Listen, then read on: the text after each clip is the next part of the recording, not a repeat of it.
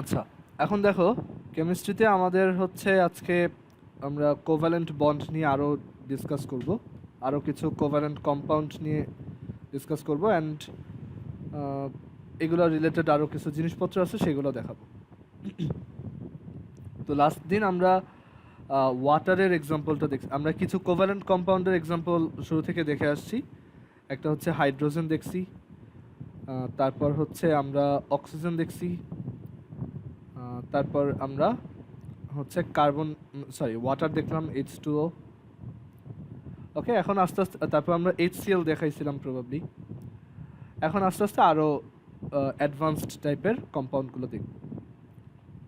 আচ্ছা, তো আমরা একটা লিস্ট বানাই কোনটা কোনটা আমরা দেখব। অ্যাকচুয়ালি যে এইগুলো শিখলে তুমি মানে যে কোনোটাই এরপর নিজেই লিখতে পারবে, কারণ প্রসেস সবসময় সেম। এরপরে আমরা কার্বন ডাইঅক্সাইডের ফর্মেশনটা দেখব আজকে। তারপরে আমরা হচ্ছে বোরন টেট্রাফ্লোরাইডের কনফিগারেশনটা দেখব। তারপর হচ্ছে আমরা ক্লোরিন গ্যাসের ফর্মেশনটা দেখব। তারপর আমরা ব্রোমিনের ফর্মেশন দেখব। ব্রোমিন না, এটা হচ্ছে ফ্লোরিন, ফ্লোরিনেরটা দেখব।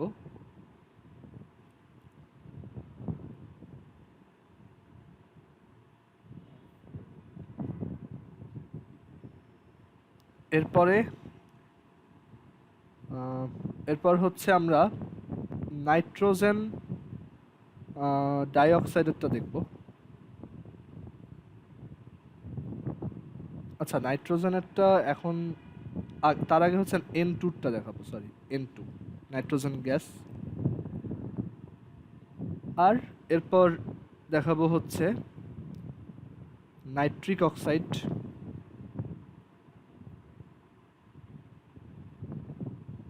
তারপরে নাইট্রোজেনের সাথে আরও কি কি বানানো যায়। আচ্ছা, সালফারের একটা দেখাবো। সালফার ডাইঅক্সাইড দেখানো যায়, অথবা হচ্ছে সালফার ডাইঅক্সাইড দেখাই। আমরা এখন থেকে সবগুলো লিউইস স্ট্রাকচারে দেখাবো, সো খুব কম টাইম লাগবে এক একটা দেখাইতে। আচ্ছা, সবার আগে আসি কার্বন ডাইঅক্সাইড। কার্বন ডাইঅক্সাইডের ফর্মেশন এক্সপ্লেন করতে হবে। কার্বন ডাইঅক্সাইড কীভাবে ফর্ম হয়, মানে তাদের বন্ডিং সিস্টেমটা কি। আচ্ছা, তো কার্বন ডাইঅক্সাইডের ক্ষেত্রে দেখো, কার্বন হচ্ছে 6, that is 1s2 2s2 2p2, R oxygen হচ্ছে 8, 1s2 2s2 2p4। আচ্ছা, অক্সিজেনের ভ্যালেন্স ইলেকট্রন কয়টা? 6টা। দ্যাটস ওয়াই অক্সিজেনের ভ্যালেন্সি কত? 2। আর কার্বনের ভ্যালেন্স ইলেকট্রন কয়টা? 4টা। এটা 4-এর বেশি না, সো 8 থেকে মাইনাস করতে হবে না। সো এখানে ভ্যালেন্সিটা হচ্ছে জাস্ট ওর ভ্যালেন্স ইলেকট্রনের সমান, হুইচ ইজ 4। এই যে ভ্যালেন্স ইলেকট্রন 4টা, সো ভ্যালেন্সিও 4। ঠিক আছে, 6টা, ওইটা হচ্ছে 4 থেকে বেশি, সো আমরা ওইটা 8 থেকে সাবট্রাক্ট করে বের করছি ভ্যালেন্সি। আচ্ছা, তো এখন তার মানে এটা বোঝায় কার্বনের হচ্ছে 4টা হাত আছে, আর অক্সিজেনের হচ্ছে 2টা হাত আছে। ওকে, সো এর জন্য আমাদের কম্পাউন্ডটা ফর্ম হয়েছে CO2। আচ্ছা, এখন দেখো কার্বনের লিউইস স্ট্রাকচার যদি আঁকি, কার্বনের হচ্ছে এরকম, তার ভ্যালেন্স শেলে ইলেকট্রন আছে টোটাল 4টা। সেই 4টা ইলেকট্রনকে আমরা এইভাবে আঁকতে পারি, 1 2, আমরা ডট দিয়ে আঁকতেছি, 3 4।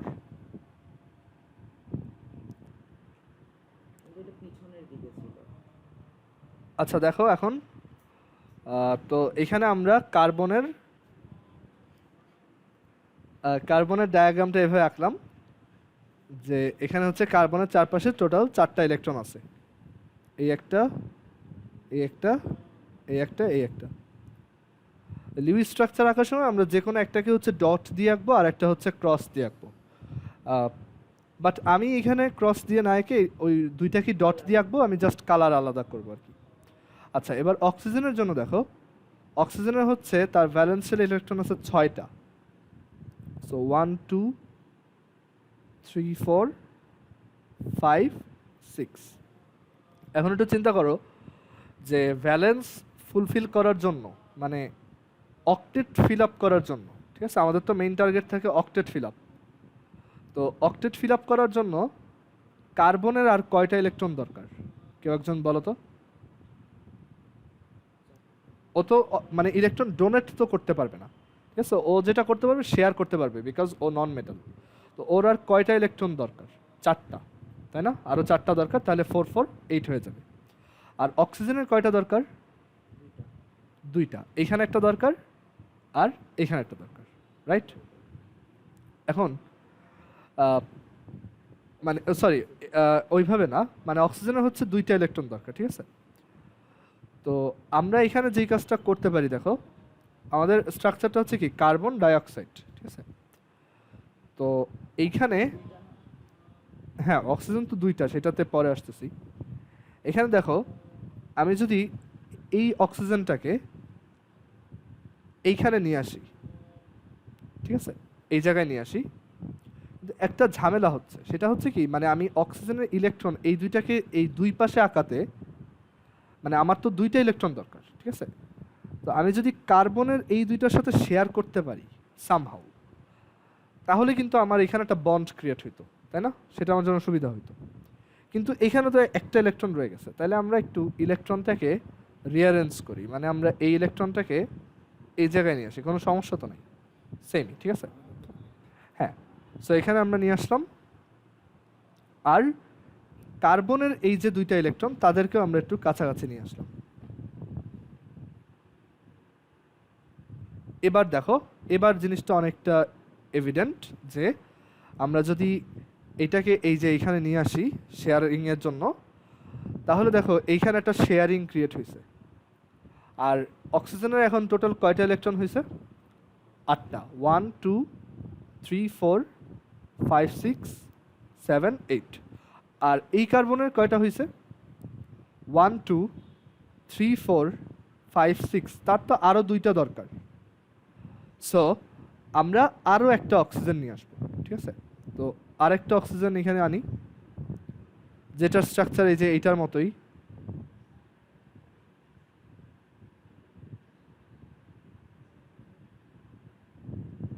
অক্সিজেনের এই যে 6টা ভ্যালেন্স ইলেকট্রন,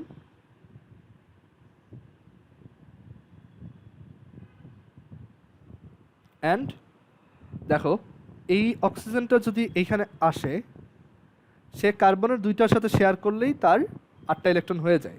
কিন্তু কার্বনের ওই 2টা ইলেকট্রন আমরা কি আবার দূরে দূরে আঁকছি, তো ওইটাকেও এইখানে নিয়ে আসবো, ঠিক আছে। অ্যান্ড দেন এইটাকে এই জায়গায় নিয়ে আসো, শেয়ারিং করাও, ডান, তোমার কার্বন ডাইঅক্সাইড ফর্ম হলো। সো এই জায়গায় একটা শেয়ারিং হচ্ছে, আবার এই জায়গাতেও একটা শেয়ারিং হচ্ছে, ওকে। আচ্ছা, এখানে শেয়ারিংগুলা দেখো এই জায়গায় একটা বন্ড ক্রিয়েট করছে, আবার এখানে আরেকটা বন্ড ক্রিয়েট করছে, কারণ দেখো 2টা পেয়ার, আমরা কি বলছিলাম প্রত্যেকটা পেয়ারের জন্য একটা করে দাগ দিব। সো এখানে দেখো এই যে এইটা 2টা পেয়ার হয়েছে, আর এইখানেও এই একটা পেয়ার, এই একটা পেয়ার, তাই 2টা দাগ, ঠিক আছে। এখন আসা যাক, তাহলে আমরা এখানে যদি ওই দাগ দিয়ে এটাকে দেখাই, এ হচ্ছে অক্সিজেন 2টা, আর এই হচ্ছে আমাদের কার্বন। তো এইখানে এই যে ইলেকট্রনের 2টা পেয়ার, তো এইগুলো হচ্ছে আমরা কি দাগ দিয়ে দেখাবো। এই 2টা ইলেকট্রনের জন্য একটা দাগ, এই 2টা ইলেকট্রনের জন্য একটা দাগ, আর সিমিলারলি এই 2টা ইলেকট্রনের জন্য একটা দাগ, আর এই 2টা ইলেকট্রনের জন্য আরেকটা দাগ। সো এই যে বন্ডটা ক্রিয়েট হইলো এটাকে বলে ডাবল বন্ড, মানে 2টা বন্ড। এতদিন গতকাল আমরা যে কয়টা এক্সাম্পল দেখছিলাম ম্যাক্সিমামই ছিল সিঙ্গেল বন্ডের এক্সাম্পল, বাট আমরা এখন দেখলাম হচ্ছে ডাবল বন্ডের এক্সাম্পল, ওকে। আচ্ছা, এখন আমাকে এখানে বলো তো যে এই কম্পাউন্ডটায় বন্ড পেয়ার ইলেকট্রন কয়টা? এই কম্পাউন্ডে বন্ড পেয়ার ইলেকট্রন কয়টা? 4টা। গুড, মানে এই একটা পেয়ার, এই একটা পেয়ার, এই আর একটা পেয়ার, এই আর একটা পেয়ার। আর এখানে অক্সিজেনের লোন পেয়ার আছে। এক একটা অক্সিজেনের লোন পেয়ার কয়টা বলো তো? হ্যাঁ, একটা অক্সিজেনের লোন পেয়ার দুইটা, এই একটা এই একটা। আর টোটাল লোন পেয়ার কয়টা এখানে? চারটা। ঠিক আছে। আচ্ছা, সো এখান থেকে আমরা দেখলাম কিভাবে লিউইস স্ট্রাকচার দিয়ে দেখাইলাম কিভাবে হচ্ছে কার্বন ডাইঅক্সাইড কম্পাউন্ডটা ফর্ম হয়। দেখো, কার্বনও নন মেটাল, অক্সিজেনও নন মেটাল, তাহলে তাদের মধ্যে কেউই ইলেকট্রন ডোনেট করতে পারবে না। তার মানে এখানে কোনো ধরনের আয়নিক বন্ড ফর্ম হবে না। সো তারা বেস্ট যেটা করতে পারে সেটা হচ্ছে শেয়ারিং করতে পারে।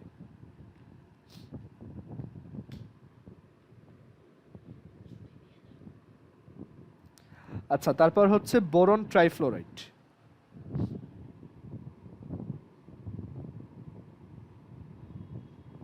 পরীক্ষায় আসলে তুমি এটা একটু লিখবা যে অক্সিজেনের হচ্ছে তোমার ভ্যালেন্সি 2, কার্বনের ভ্যালেন্সি হচ্ছে 4।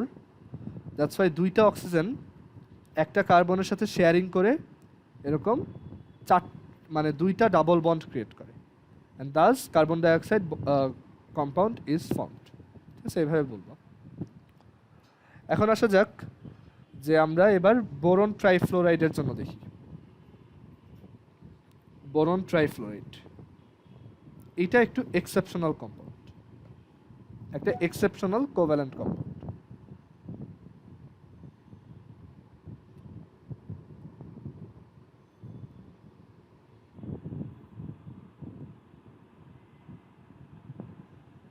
আচ্ছা, তো এটার স্ট্রাকচারটা কীরকম দেখো, মানে এখানে আগে আমরা এটার স্ট্রাকচারটা দেখাই, তারপর এটার আমি কম্পাউন্ড ফর্মেশনটা দেখাবো। স্ট্রাকচারটা হচ্ছে যে বোরন, এ হচ্ছে ফ্লোরিন, এই একটা ফ্লোরিন, আর এই আর একটা ফ্লোরিন, এরকম একটা covalent compound.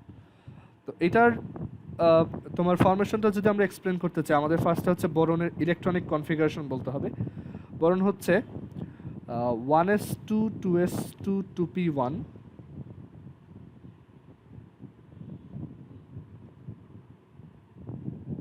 One s two two s two two p one.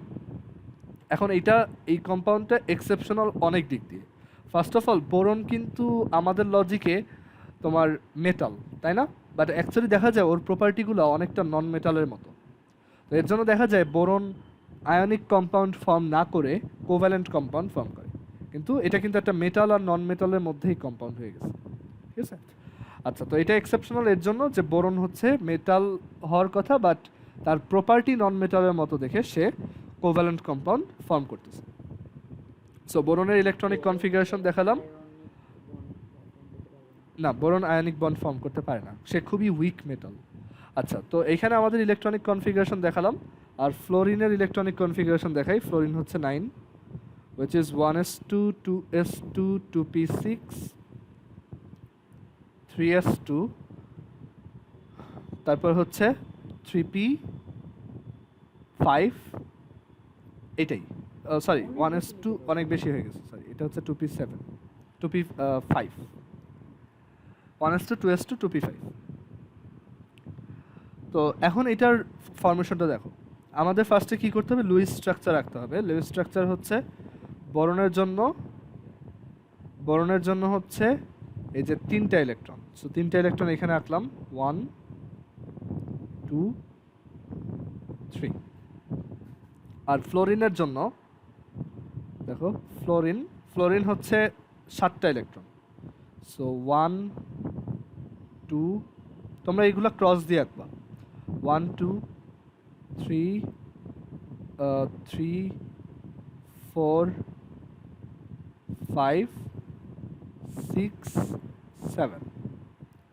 আচ্ছা, এখন দেখো, বোরন কিন্তু মেটাল হওয়ার কথা ছিল, বাট সে খুবই উইক মেটাল আর কি, তার প্রপার্টি সব নন মেটালের মতো। ওকে, সবই হচ্ছে নন মেটাল টাইপ। তো দ্যাটস ওয়াই সে হচ্ছে তোমার কোভ্যালেন্ট কম্পাউন্ড ফর্ম করে। এখন কোভ্যালেন্ট যদি ফর্ম করতে হয় তাহলে তার তো ইলেকট্রন ডোনেট করতে পারবে না, সে কি করতে পারবে? ইলেকট্রন শেয়ার করতে পারবে। কিন্তু দেখা যায় ও ইলেকট্রন শেয়ার করেও অক্টেট ফিল আপ করে না। এটাও ওর জন্য একটা এক্সেপশনাল কেস।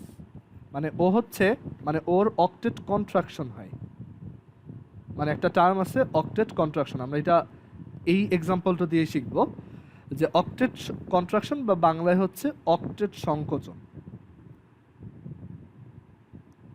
অক্টেট সংকোচন মানে হচ্ছে কোনো অ্যাটম যদি স্টেবল হওয়ার জন্য লাস্টে 8টা ইলেকট্রন না ফিল আপ করে কম ইলেকট্রন দিয়ে স্টেবল হয়ে যায়, তখন বলা হয় তার অক্টেটটা কন্ট্রাক্টেড হয়েছে, অক্টেট কন্ট্রাকশন বা অক্টেট সংকোচন হয়েছে। এটা হয় কিছু কিছু অ্যাটমের এরকম প্রপার্টি আছে, ঠিক আছে, বোরন তার মধ্যে একটা।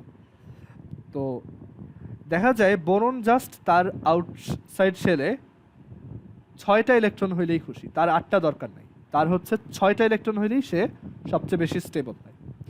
তো সেই কাজটা করে কিভাবে, তার হচ্ছে 3টা ফ্লোরিন লাগবে। তো এই একটা ফ্লোরিন এইখানে এসে শেয়ার করলো, আর আমরা একইভাবে আরেকটা ফ্লোরিনকে এখানে নিলাম, আরেকটা ফ্লোরিন হচ্ছে আরেকটা ফ্লোরিন,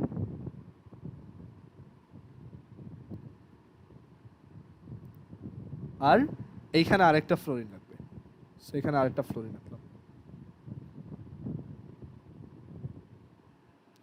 সো আমাদের কম্পাউন্ডটা দেখতে এরকম।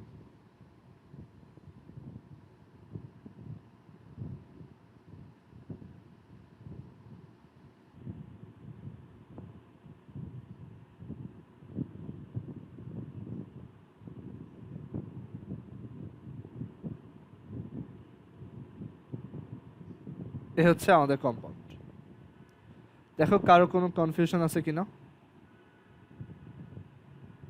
3টা ফ্লোরিন আমরা 3টা আলাদা কালার দিয়ে দিচ্ছি। তো এইখানে কি হয়েছে, এখানে এটা একটু এক্সেপশনাল যে এখানে বোরনের হচ্ছে অক্টেট কন্ট্রাকশন হয়েছে বা অক্টেট সংকোচন হয়েছে।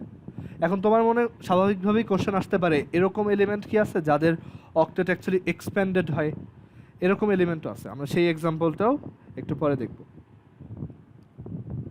বাট এখানে দেখো আমরা একটা কোভ্যালেন্ট কম্পাউন্ড ফর্ম করছি, আর এখানে এই যে প্রত্যেকটা 1 পেয়ার, এই একটা পেয়ার, তারপর হচ্ছে প্রত্যেকটা পেয়ারের জন্য একটা করে দাগ দিব। তো এই একটা পেয়ার আর এই একটা পেয়ার, দ্যাটস ওয়াই আমাদের কম্পাউন্ডটা হচ্ছে বোরন, তার পাশে 3টা ফ্লোরিন।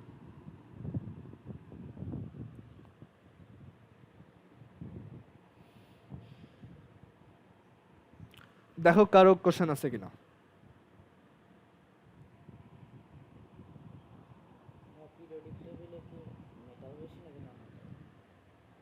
পিরিয়ডিক টেবিলে মেটাল বেশি। আচ্ছা, তো এখান থেকে আমরা দেখলাম BF3 এর ফরমেশন হচ্ছে এরকম, অক্টেট কন্ট্রাকশন হয়েছে এখানে, আর শেয়ারিংটা তারপর নর্মাল। এখানে কিন্তু ফ্লোরিনের আবার অক্টেট ঠিকই ফিল আপ হয়েছে, দেখছো ফ্লোরিন কিন্তু ঠিকই তার যে 8টা ইলেকট্রন দরকার সেটা ফুলফিল হয়েছে, বাট বোরনের কিন্তু হয় নাই। বাট বোরন এতেই হ্যাপি, বোরন হচ্ছে এখানে 6টা ইলেকট্রন নিয়ে খুশি, সে স্টেবল হয়েছে। আমরা তাহলে অক্টেট এক্সপ্যানশনের একটা এক্সাম্পল দেখি। এটা হচ্ছে PCl5, phosphorus pentachloride.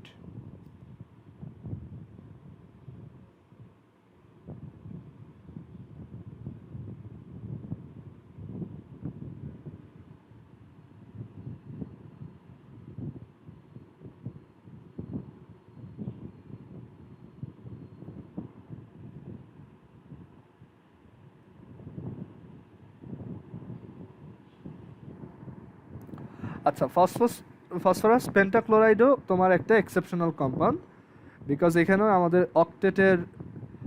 Octet fill up হয় না, অক্টেটের বেশি ফিল আপ হয় আর কি, পেন্টাক্লোরাইড।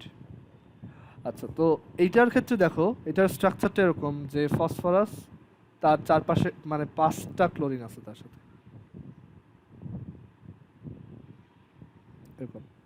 তো এখানে ফসফরাসের ইলেকট্রনিক কনফিগারেশন দেখা যাক। ফসফরাস হচ্ছে 15, which is 1s2 2s2 2p6 3s2 3p3, R chlorine হচ্ছে 17, which is 1s2 2s2 2p6 3s2 3p5। আচ্ছা, ফসফরাসের ভ্যালেন্সি কত? ফসফরাসের ভ্যালেন্সি হচ্ছে 5, সরি ভ্যালেন্সি হচ্ছে 3, তার ভ্যালেন্স ইলেকট্রন 5, সো এটা যেহেতু লার্জার দ্যান 4, তো দেখা যায় তার ভ্যালেন্সি হচ্ছে আমরা বলতে পারি 8 মাইনাস 5 which is 3। 8 মাইনাস 5, হ্যাঁ 8 মাইনাস 5 which is 3। আর ক্লোরিনের ভ্যালেন্সি কত? 8 মাইনাস 7 which is 1। আচ্ছা, এখন আমরা এখানে আসলে দুইটা কম্পাউন্ড একসাথে দেখব। এটা PCl5 আর এখানে নিচে রেখে রাখো আমরা PCl3ও দেখব, ঠিক আছে? কারণ এই দুইটা একসাথেই ডিসকাসড হয়। আচ্ছা, আমরা যদি নর্মালি ভ্যালেন্সি 3 চিন্তা করে করি, মানে ভ্যালেন্সি 3 এইটা কনসিডার করে যদি করি, তাহলে দেখো ফসফরাসের চারপাশে টোটাল 5টা ইলেকট্রন, 1 আমি আলাদা একটা কালার নেই, 1 2 তারপর হচ্ছে 3 4 5। ওকে, এটা হচ্ছে ফসফরাস 15 এর লিউইস ডায়াগ্রাম বা লিউইস ফিগার। আর ক্লোরিনের জন্য তার আশেপাশে 7টা ইলেকট্রন আছে, 1 2 3 4 আর হচ্ছে এখানে সে 5। দাঁড়াও আমি এইভাবে আঁকি, 7টা তো এইভাবে আঁকি, 1 2 3 4 5 6 7। তো এইটা এই জায়গায় এনে শেয়ার করাই দিলাম। একইভাবে আমরা এইখানেও শেয়ারিংটা করতে পারি আরেকটা ক্লোরিনের জন্য। হ্যাঁ, আমি PCl3টা দেখাচ্ছি, মানে ফার্স্টে ভ্যালেন্সি 3 ধরে করতেছি।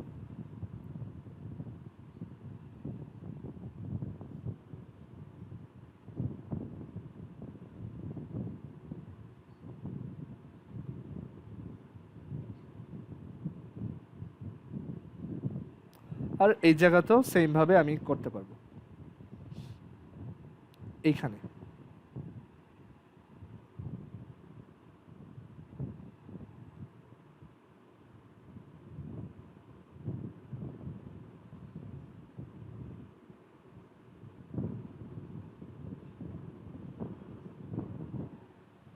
ওকে, সো আমরা ফার্স্টে হচ্ছে PCl3টা দেখালাম, যে আমরা যদি ভ্যালেন্সি 3 ধরে করি তখন ব্যাপারটা এরকম দাঁড়ায়।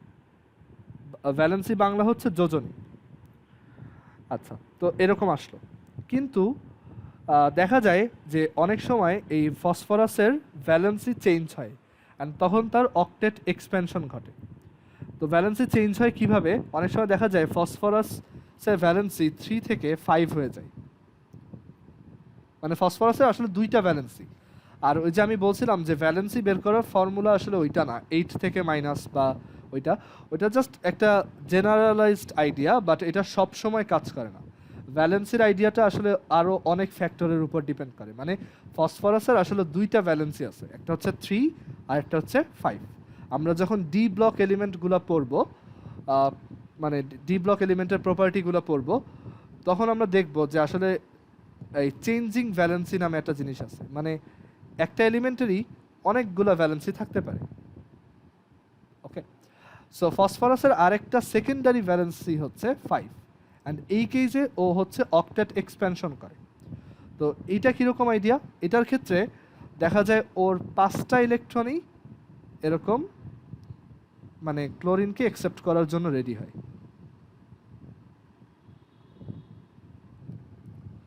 আর এখানে তাহলে 5টা জায়গায় আমরা 5টা ক্লোরিন আনবো।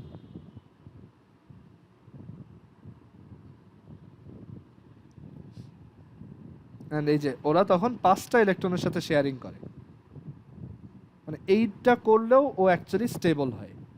ওকে, অক্টেট ফিল আপ করলেই যে শুধু স্টেবল হয় ব্যাপারটা সেরকম না।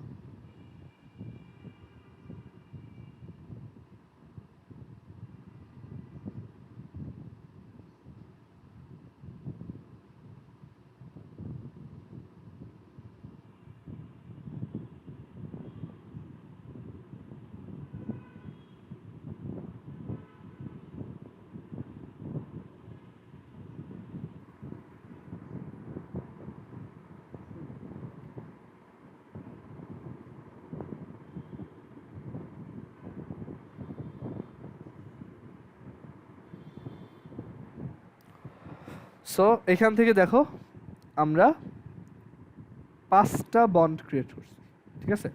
তো এখানে কি মানে ক্লোরিনের কিন্তু এখানে ঠিকই অক্টেট ফিল আপ হয়েছে, ক্লোরিনের 8টা ইলেকট্রন হয়েছে, বাট ফসফরাসের কয়টা হয়েছে দেখো তো, কয়টা ইলেকট্রন হয়েছে ওর টোটাল? 10টা। তো এইটাকে আমরা বলি অক্টেট এক্সপ্যানশন, বা বাংলায় হচ্ছে অক্টেট সম্প্রসারণ।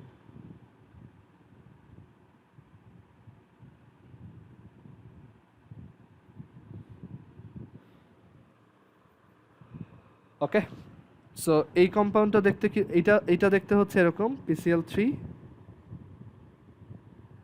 আর এইটা দেখতে হচ্ছে এরকম PCl5।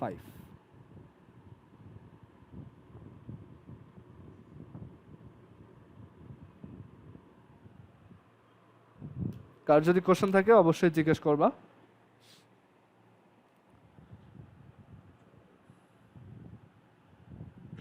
এখানে এই প্রত্যেকটা পেয়ারকে হচ্ছে আমরা এক একটা বন্ড দিয়ে দেখাইছি।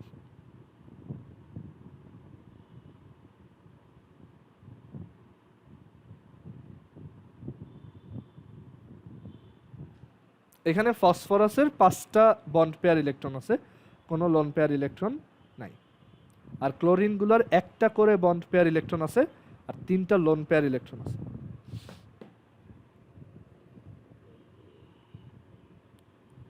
আচ্ছা একটু ওয়েট করো, আমি দেখি যে এরপর কোন টপিকটা দেখাবো। আচ্ছা আমাদের তো আরও কিছু কোভ্যালেন্ট বন্ড দেখানো বাকি আছে, অবশ্য বাকিগুলো পারবা। এখানে নাইট্রোজেনেরটা আমি একটু নাইট্রোজেন কি দেখাইছিলাম? তাহলে নাইট্রোজেনেরটা দেখাই, বাকিগুলো তোমরা বাসায় নিজেরা ট্রাই করো, আদারওয়াইজ আমি পরে দেখাই দিব, সমস্যা নেই। আগে হচ্ছে আমি নাইট্রোজেনেরটা দেখাই। নাইট্রোজেনেরটা হচ্ছে একটা ট্রিপল বন্ড আসে, এর জন্য এটা দেখাবো।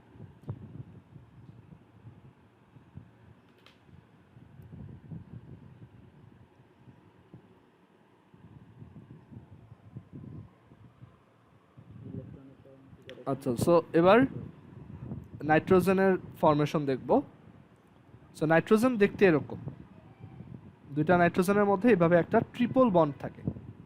অক্সিজেনের মধ্যে দেখছিলাম ডাবল বন্ড, তারপর হচ্ছে হাইড্রোজেনের ক্ষেত্রে দেখছিলাম সিঙ্গেল বন্ড, নাইট্রোজেনের মধ্যে থাকে হচ্ছে সিমিলারলি ট্রিপল বন্ড।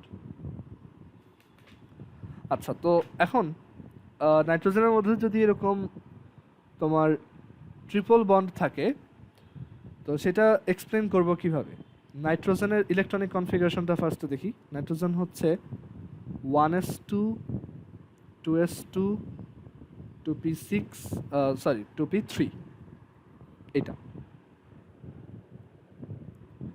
তো এখন নাইট্রোজেনের আচ্ছা একটু দাঁড়াও।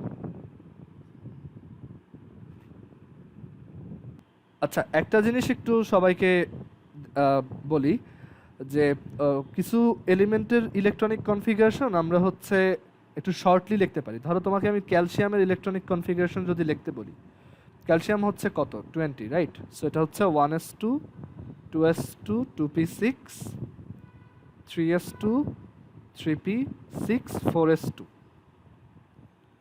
এটা না? তো দেখা যায় যে এইভাবে বারবার পুরোটা লেখা অনেক কি টাইম কনজিউমিং। তুমি দেখবা যে অনেক সময় ক্যালসিয়ামের ইলেকট্রনিক কনফিগারেশনকে এইভাবে লেখা হয়েছে, যে আর্গন, তারপর এরকম ক্লোজ ব্র্যাকেট, তারপর হচ্ছে 4s2। এটা দিয়ে বোঝানো হয় যে ফার্স্টে আর্গনের ইলেকট্রনিক কনফিগারেশন যেটা, সেটা লেখো, সেটা হচ্ছে 1s2 2s2 2p6 3s2 3p6, তারপর এক্সট্রা একটা 4s2 লাগাই দাও। তো এইভাবে লিখলে ইলেকট্রনিক কনফিগারেশন অনেক ছোট করে লেখা যায়, ঠিক আছে। এটা একটু দেখানো বাকি ছিল, আমি এটা দেখাই দিলাম। তো এখন আসি এটার তোমার ইসে, যে আমরা নাইট্রোজেনের ফরমেশনটা এক্সপ্লেন করব। তো নাইট্রোজেন 7 হচ্ছে 1s2 2s2 2p3। তো এটার ভ্যালেন্স ইলেকট্রন হচ্ছে 5টা, তার মানে ভ্যালেন্সি হচ্ছে 3, 8 - 3 which is 3। আর নাইট্রোজেনের কোনো চেঞ্জিং ভ্যালেন্সি হয় না, নাইট্রোজেনের শুধু 3 হয়। ফসফরাসে চেঞ্জ হওয়ার পিছনে একটা রিজন আছে, এইটা অ্যাকচুয়ালি তোমাদেরকে আমি পরে একসময় বলবো। এখানে ডি ব্লকের একটা কাহিনী আছে, যে এখানে একটা ফাঁকা ডি অরবিটাল থাকাতে এটার এক্সপ্যানশন মানে অক্টেটটা এক্সপ্যানশন হতে পারে, মানে ভ্যালেন্সি ইনক্রিজ করতে পারে, বাট এটা আমি পরে দেখাবো। আর এটা তোমাদের বইতেও অ্যাকচুয়ালি নাই, এটা কলেজে উঠে শিখবা। এনিওয়েজ, তো নাইট্রোজেনের ভ্যালেন্সি শুধুমাত্র 3, এটার আবার 5 হয় না। তো এখন নাইট্রোজেনের যদি 3 হয়, তার মানে নাইট্রোজেনের অবস্থাটা এরকম যে তার ভ্যালেন্স ইলেকট্রন যে 5টা, সেই 5টা দেখতে এরকম আছে, 1 2 আর হচ্ছে 3 4 5, বা পাশে আঁকি, একভাবে আঁকলেই হয়েছে, 1 2 আর এই হচ্ছে 3 4 5।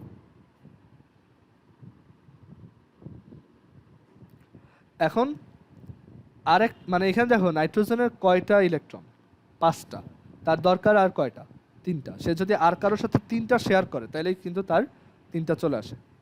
সো সে আরেকটা নাইট্রোজেনের সাথেই এরকম একটা শেয়ারিং করতে পারে, যে এখানে আরেকটা নাইট্রোজেন নিলাম এই টাইপের। তাহলে দেখো তো এই নাইট্রোজেনটার কয়টা ইলেকট্রন হয়েছে, 8টা। দেখো এই যে 8টা। আবার এই নাইট্রোজেনটার কয়টা ইলেকট্রন হয়েছে, টোটাল 8টা। সো দুইজনেরই অক্টেট ফিল আপ হইল। তাহলে আমাদের এখানে বন্ডটা কীরকম হইল, নাইট্রোজেন আর এই আরেকটা নাইট্রোজেন, তো একদম উপরে টপমোস্ট যেটা, সেটার জন্য একটা সিঙ্গেল বন্ড, তারপর তারপর নিচে যেটা, সেটার জন্য আরেকটা সিঙ্গেল বন্ড, তারপরের নিচে যেটা, সেটার জন্য আরেকটা সিঙ্গেল বন্ড। সো এর জন্য এই নাইট্রোজেনের স্ট্রাকচারটা হচ্ছে এরকম, nitrogen nitrogen triple bond, and এই বন্ডটা খুবই স্ট্রং। ওকে, সো নাইট্রোজেনের ফরমেশনটা কারো কোনো কোশ্চেন আছে এটা রিলেটেড?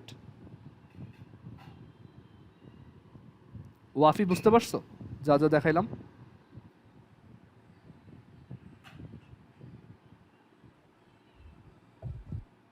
হ্যালো, হ্যাঁ ভাইয়া। আচ্ছা, তারপর সাদি, সাদি বুঝতে পারছো?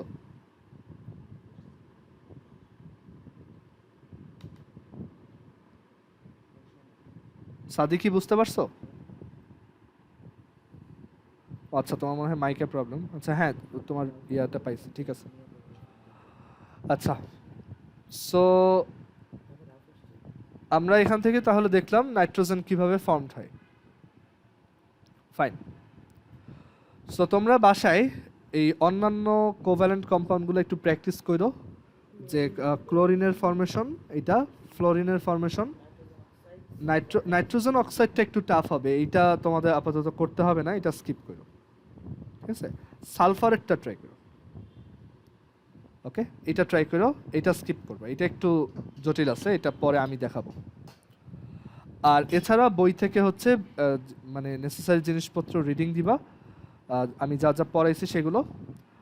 আর কালকে হচ্ছে তোমাদের সকাল 10:30টায় কালকে তোমাদের হায়ার ম্যাথ দেখাবো, ওই ট্রিগোনোমেট্রি বাকি ম্যাথগুলো, আর হচ্ছে সলিড জিওমেট্রি।